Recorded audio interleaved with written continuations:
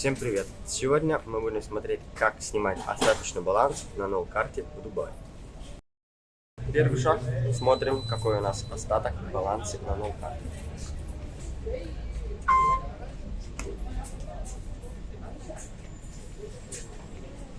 Шаг номер 2. Берем необходимый товар на нужную сумму. Шаг номер 3. Расплачиваемся.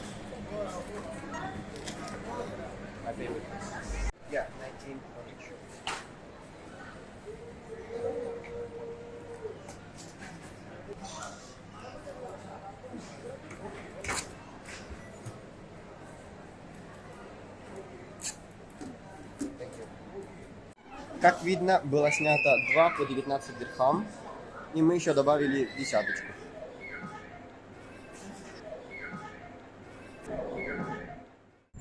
Также можно оплатить поездку на такси.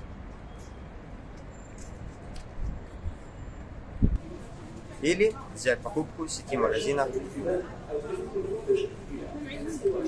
Даже с нулевым балансом можно делать проездки.